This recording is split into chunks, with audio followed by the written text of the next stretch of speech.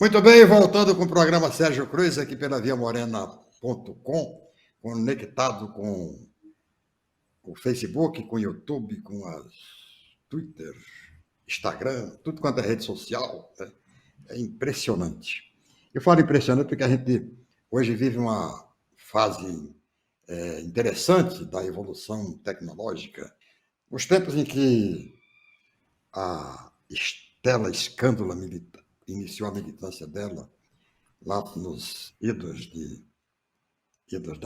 da ditadura militar, não tinha nada disso, né? A gente era extremamente difícil. Você ia para um.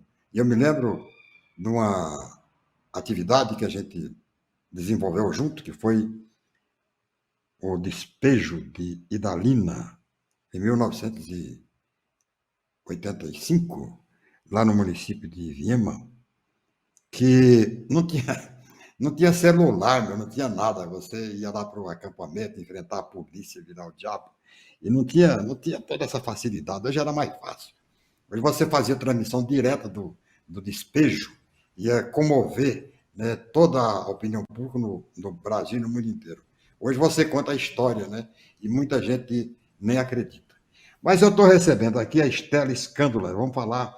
Não, é bom lembrar essa história de militância tal, do passado, até para que você fique sabendo quem é a Stella. Eu conheço há muito tempo. Stella é doutora. Nossa, o currículo dela é muito grande aqui. É um currículo Nossa, muito grande. o que aconteceu? Eu mandei um currículo curtinho. Cadê? Ô, Índio, cadê? Eu mandei um currículo de 3 linhas. Representante do Comitê Estadual de Enfrentamento à Violência e Defesa dos Direitos Sociais, Sexuais das Crianças e Adolescentes. Ela é socióloga, assistente social, Assistente social. assistente social, tal. O tempo fez bem para você. Você está elegante, bonita do mesmo jeito. Mas, É o ô, frio, Estela, Sérgio. hum, é o frio. É o frio que Estela, faz a mas gente ficar você, assim.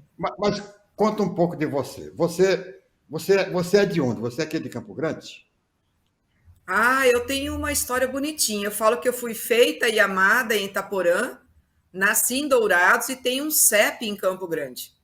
Né? Então, eu moro em Campo Grande, tenho um CEP aqui, mas historicamente eu tive uma militância muito mais centrada no centro-oeste do Brasil, nessa parte da América do Sul, trabalhando com a questão das fronteiras. Então, assim, eu falo que eu moro em Campo Grande. Agora, com a pandemia, não, né? Eu já estou há 3 anos dentro de casa, raramente saio de casa. Saio para trabalhar, porque eu trabalho no SUS, eu sou funcionária do governo do estado de Mato Grosso do Sul e trabalho no SUS. E faço a militância histórica na rede feminista de saúde, na rede de educação popular, e aí vai. Ô, Estela, mas a gente, a gente passou todo esse tempo, né? Veio o golpe que terminou derrubando a presidente Dilma. E aconteceram uma série de coisas. E eu tenho encontrado. A gente termina perdendo a ligação com as pessoas, né? Que, apesar de todos os recursos tecnológicos, a gente termina se afastando muito das pessoas.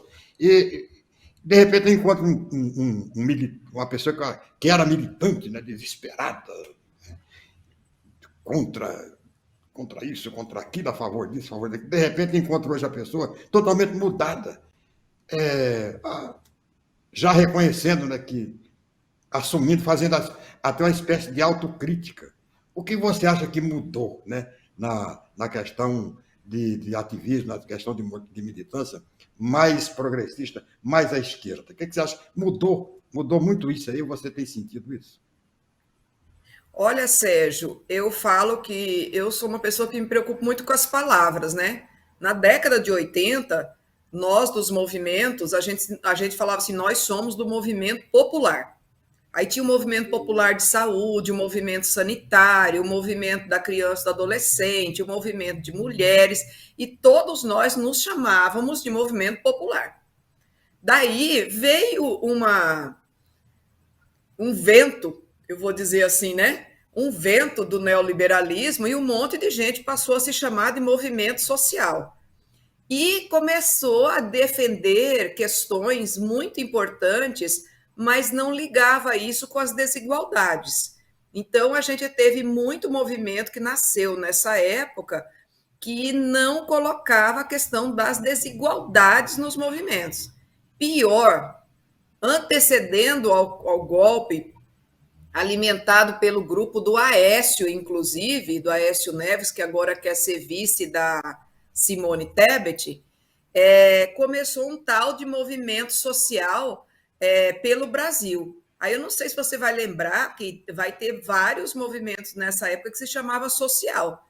Era um grupo que se reunia em 20 pessoas em frente ao MPF ali para defender a tal da nacionalidade, defender o Brasil e tarará.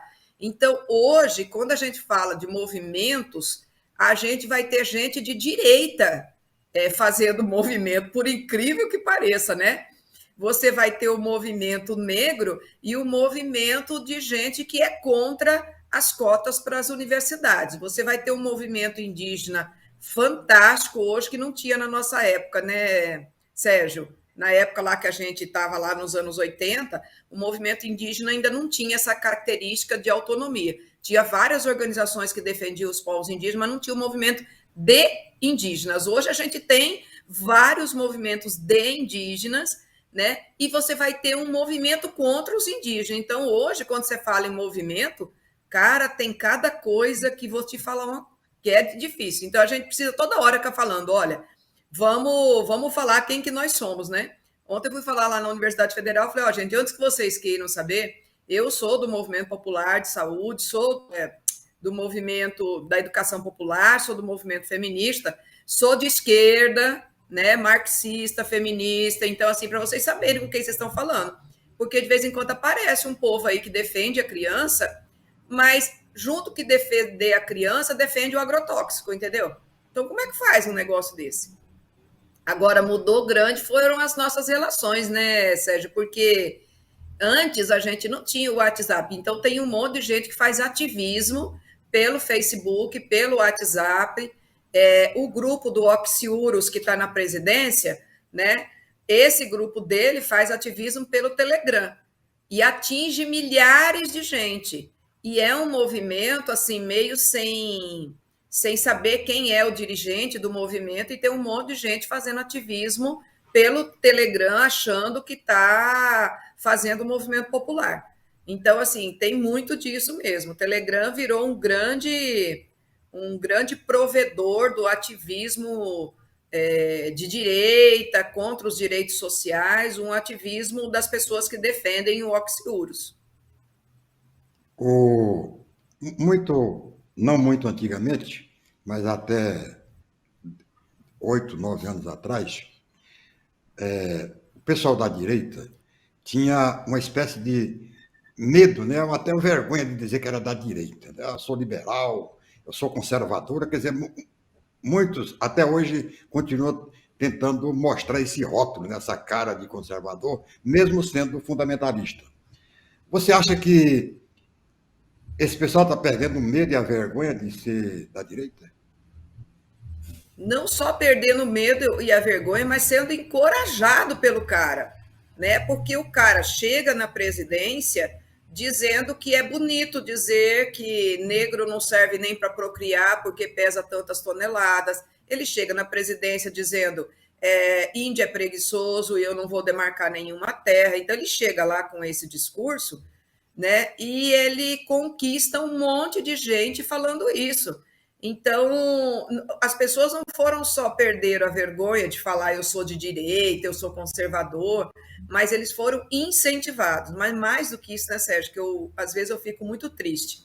Eu estava trabalhando com uma pessoa na mesma sala que uma pessoa o ano passado, e ele dizia assim para mim, olha, Estela, eu sou fundamentalista, e eu defendo a família. Eu falei, mas qual família que você defende? Ele falava assim para mim, não, eu defendo a família, porque o moço lá, o candidato de vocês, ele falava isso, o moço lá, o candidato de vocês, ele é contra a família. Eu falei, mas ele acolheu todos os filhos, ele, né, ele tem os netos, ele convive em família, como é que ele é contra a família? Ah, porque é a favor do aborto. Eu falei, eu não estou entendendo. Então, assim, tem um monte de mentiras que o cara foi falando, né? Esses dias um colega de infância falou para mim, Stella, eu não admito que você defenda a esquerda, porque a esquerda é a favor dos gays e isso acaba com a família. Falei, os gays acabam com a família? Como assim? O que acaba com a família é a violência, o que acaba com a família é o feminicídio, o que acaba com a família é o desrespeito, o que acaba com a família é o abandono das crianças. Isso acaba com a família. Ele falou, ué, mas então você é a favor dos gays? Eu falei, eu sou a favor das pessoas serem felizes. Se elas vão ser gay, hétero, bi, trans, elas vão ser o que elas quiserem ser. Menino, então assim, Sérgio, tem um negócio meio esquisito, sabe? As pessoas decoraram umas frases e ficam falando. Eu trabalho com um grupo de pessoas que esses dias eu fui ver como é que fala, no celular dela, uma mensagem, ela tem Telegram.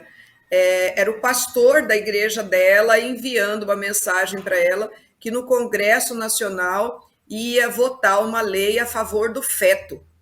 Eu falei, uma lei a favor do feto, deixa eu ver. Cara, era o Estatuto do Nascituro que estão tentando passar e que vai retirar o direito do abortamento legal quando o aborto causar. O Código Penal de 1940 autoriza o aborto nos casos de violência sexual, de risco de morte para a mulher e anencéfalo. Pois você acredita que eles querem mudar esse texto do Código de 1940, né? E a mulher lá do meu trabalho recebeu no Telegram do seu pastor que isso ia ser votado. Então, assim, a gente tem um negócio esquisito, né? Porque ela trabalha comigo e ela veio me mostrar assim, Stella, dá para você explicar isso melhor? E foi muito interessante eu saber que ela estava vivendo isso, entendeu? Terrível. Mas, Estela, você não acha que a esquerda, o ativismo de esquerda, a militância de esquerda menosprezou um pouco a força das redes sociais e a direita aproveitou para... Não O só que você acha que está menosprezou, acontecendo? como negou, né, Sérgio? Negou. E olha, não foi só a esquerda, não, porque o STE também, né? O Supremo Tribunal Eleitoral lá também, TSE, o Tribunal Superior Eleitoral também menosprezou, porque foi denunciado o que ia acontecer. Então, assim, a esquerda, eu, por exemplo, vou falar bem sério, amanhã vai ter um cursinho de redes sociais para movimentos populares. Amanhã eu vou fazer esse cursinho. Por quê? Porque eu também não sei mexer com tudo. Eu mexo com blog, com Facebook, não posso ter Instagram, senão eu aloqueio, porque eu tenho em torno de 700 mensagens no... montar mais, se eu tiver mais uma rede, eu aloqueio. Eu mexo com 4 e-mails que com a história das redes sociais diminuiu enormemente o acesso por e-mail, né? E não tenho mais fax, né? Que a gente era do tempo do fax. Não tenho mais fax. Mas tem o PDF que chega pelo WhatsApp. Agora, a esquerda não só menosprezou as redes sociais, como negou o estrago que ela ia fazer. Mas aí a esquerda fez isso, o TSE fez isso e o Poder Legislativo fez isso.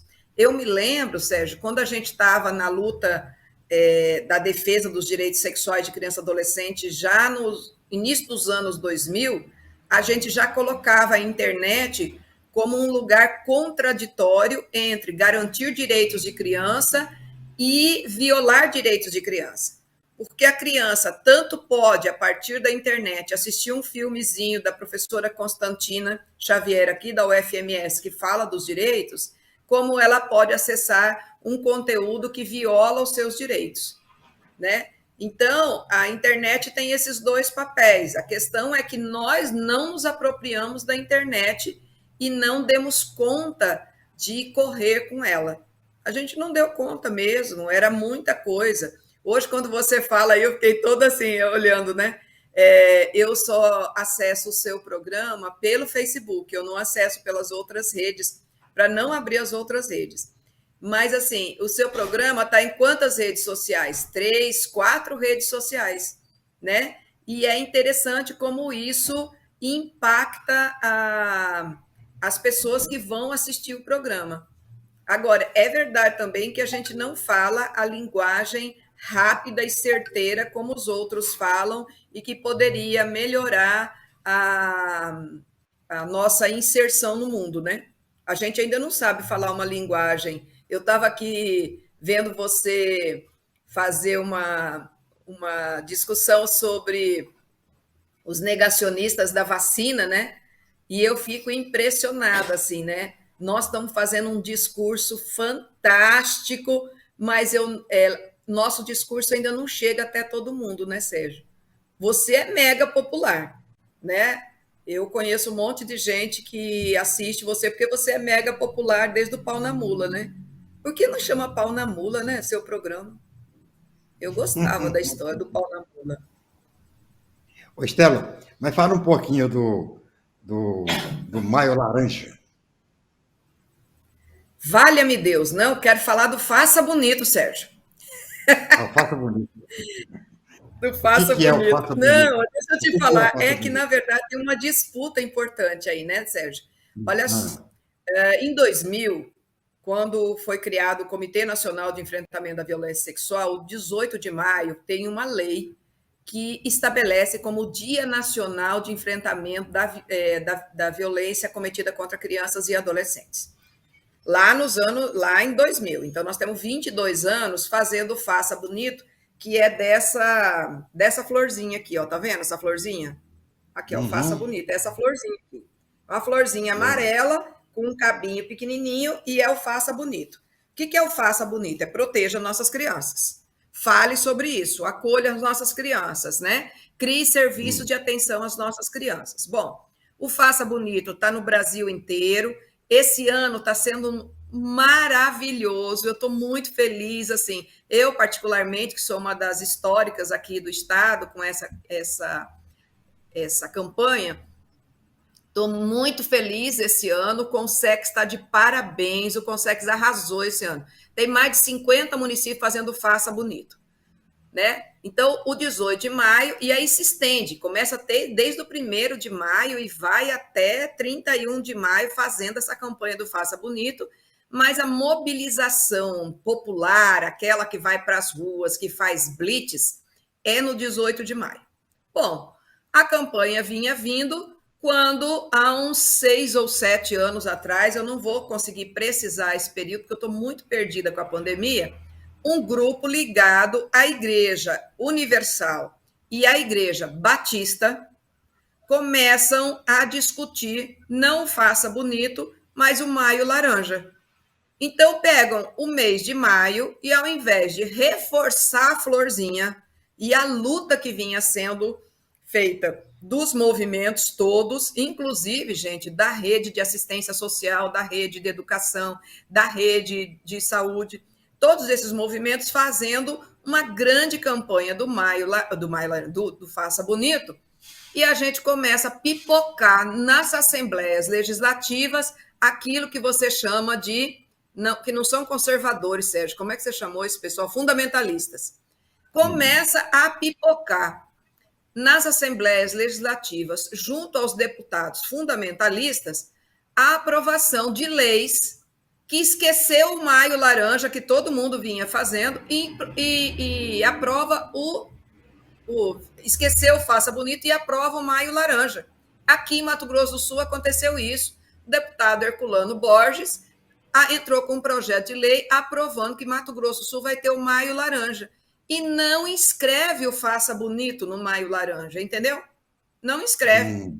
É como se viesse negar a campanha do Faça Bonito. E aí, menino, aprovou o Maio Laranja.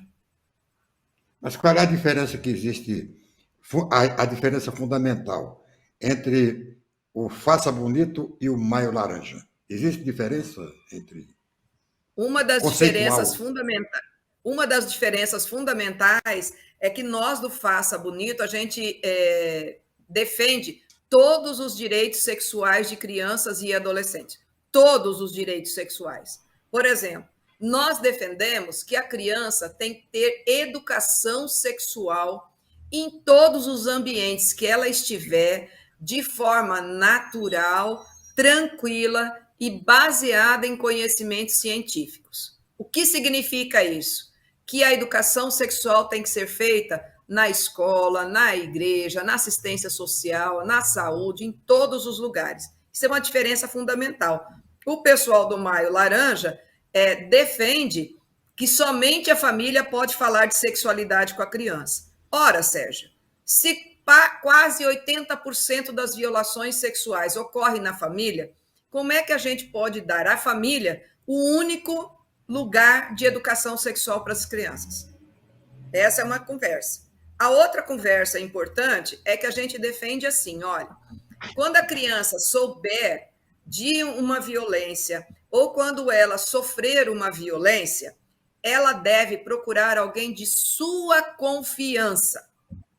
Pode ser o pai, pode ser a mãe, pode ser o irmão, pode ser a tia, pode ser o professor, pode ser o padre, o pastor, pode ser quem for, mas de alguém de sua confiança. Que se aquela pessoa não souber o que fazer, que ela bata em outra porta. Ela vai em busca até ela conseguir alguém de sua confiança que lhe ouça.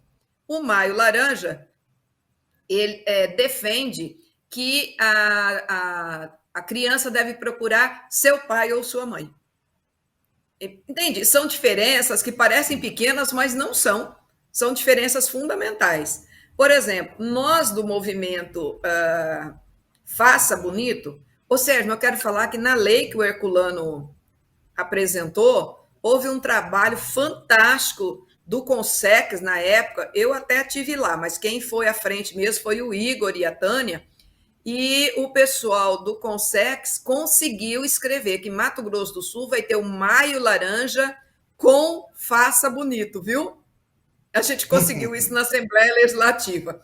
Foi uma manobra maravilhosa, mas a gente não deixou que esquecessem do Faça Bonito na lei. Então, Mato Grosso do Sul tem o Faça Bonito com o Maio Laranja, todo mundo junto. Mas quem conhece a história não faz o Maio Laranja, faz o Faça Bonito.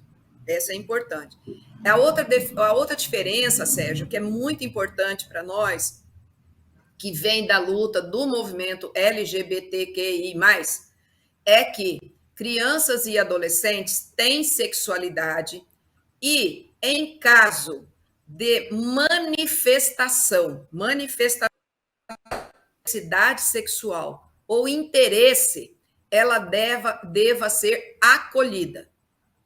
O que é isso? O que significa isso? Nossas meninas e os nossos meninos, quando começam a descobrir sua sexualidade, em algumas situações começam a dizer: eu não sou hétero, eu não sei o que eu sou, mas eu não sou hétero. Para os direitos sexuais, essas crianças e adolescentes precisam ser acolhidos nas suas dúvidas, no seu querer, na sua necessidade de ser quem é. Por exemplo, uma menina que começa a vestir de menino ou um menino que começa a tirar a sobrancelha. Ele não pode ser violentado, ele não pode ser rechaçado, ele tem que ser acolhido até que ele comece a perceber o que ele vai ser, o que ele gostaria de ser, né? No pessoal do Maio Laranja, a diversidade sexual não aparece. É como se inexistisse diversidade sexual. Aliás, a diversidade sexual é considerada pecado, abominação, do jeito que o Oxiurus fala, né? Que ele fala que ele preferia um filho ladrão do que um filho gay. O Oxiurus falou isso, né? Então, a gente também trabalha com essa questão que a gente precisa acolher, sempre acolher. Daqui para até o fim do mês, quais são as atividades do Faça Bonito com relação a essa questão do menor? Eu queria que você falasse também um pouquinho sobre esse problema da pedofilia. Isso. Então, Sérgio, essa é outra discussão que tem uma diferença entre o Maio Laranja e o Faça Bonito. A pedofilia, ela é uma parafilia. Ela não é um ato de violência, ela é uma parafilia. Existem pedófilos, quem quiser assistir um bom filme, tem um filme sobre pedofilia que chama O Lenhador. Assiste para entender o que é pedofilia. É um bom filme. A pedofilia ela é uma parafilia. Então, toda vez que um adulto tem desejo sexual, pedofilia é quando o desejo sexual são por pessoas de idades muito diversas. Muito diversas. Isso é pedofilia, não é com criança, também com idoso. Só que ninguém fala isso. A pedofilia ela é caracterizada pelo desejo sexual por uma idade muito diversa da sua. Ok? Então, quando você tem uma pessoa que é pedófilo ou pedófila, ela pode ou não cometer crime, porque ela pode ou não executar seu desejo sexual. É importante a gente lembrar disso. Nem todo pedófilo comete violência sexual. Isso que está no filme Lenhador, que é importante ver. Agora, quando a gente tem essas pessoas que violam os direitos das crianças, passando a mão, colocando o dedo, colocando o pênis, excitando essa criança, e ele fala que ele é pedófilo, você sabe o que acontece, Sérgio? Ao invés dele ser preso, ele vai ser internado numa clínica. Então, toda vez que o pessoal começa a falar de pedofilia, eu tenho 3 tipos de medo. Por quê? Porque é uma pessoa que vai se safar da prisão porque ele tem uma parafilia, portanto, ele precisa ter atendimento psicológico, psiquiátrico. Então, é importante a gente desfazer esse conceito da pedofilia e lembrar que a gente precisa trabalhar com a ideia de que um adulto que comete violência sexual contra criança e adolescente, ele é um violador. Isso é fundamental, né? Seja ele no âmbito doméstico, no âmbito da escola, no âmbito da igreja, no âmbito de qualquer política ou de qualquer lugar que a criança frequente. Ele não é pedófilo, raramente ele é pedófilo. A maioria das vezes ele é um violador de direitos que precisa cumprir sua responsabilidade, seja na prisão, seja fazendo outras atividades, mas ele precisa cumprir sua responsabilidade. Estela, para finalizar, a questão do aborto, né? Você citou aí 3 casos aí da lei do penal de 1940, onde o aborto é permitido. No caso da ameaça à vida da mãe, no caso do estupro e no anencefalo. É isso? Agora, Isso. o cumprimento desses três itens de 1940, você acha que resolve a questão do aborto? Um aborto feito nessas condições é possível agora?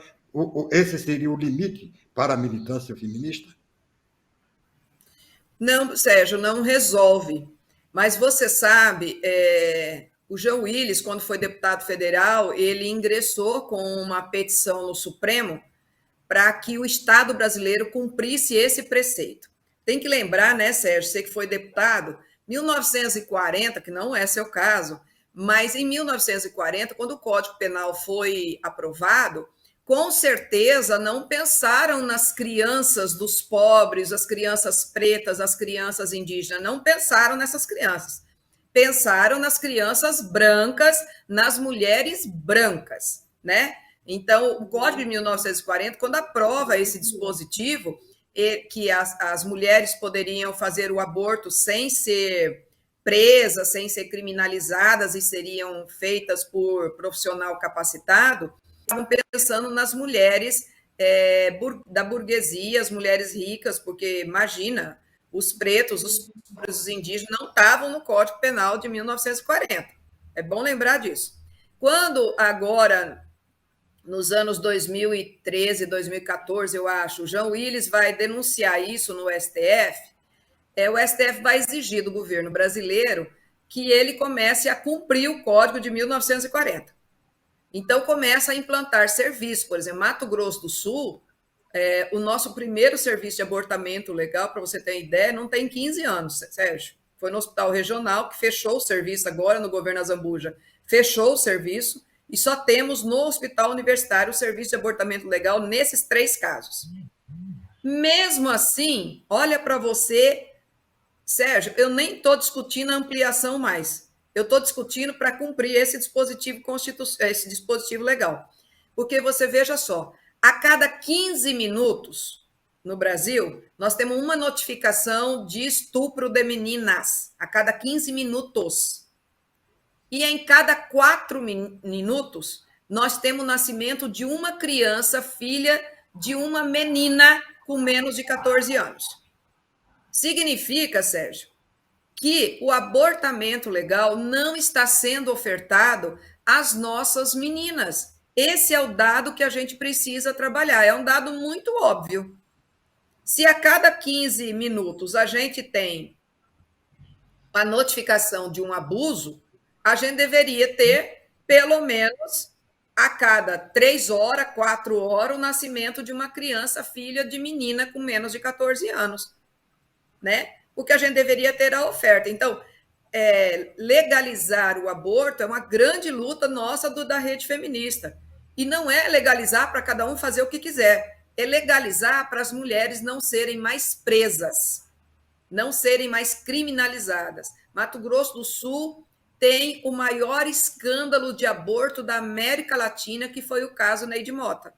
É o maior escândalo da América Latina. Não tivemos em nenhum outro país da América Latina o escândalo que ocorreu aqui, porque 10 mil mulheres tiveram seus prontuários violados, muitas delas foram chamadas ao sistema de justiça para pagar pena porque tiveram seus dados violados no ambulatório que foi estourado pela polícia. Então, assim, o que a gente precisa hoje é que os serviços de abortamento legal funcionem, né? Que a rede saiba o que fazer quando crianças e mulheres estão em gestação por conta do estupro ou em risco de vida, e que a gente faça garantir os direitos das crianças. É disso que a gente precisa.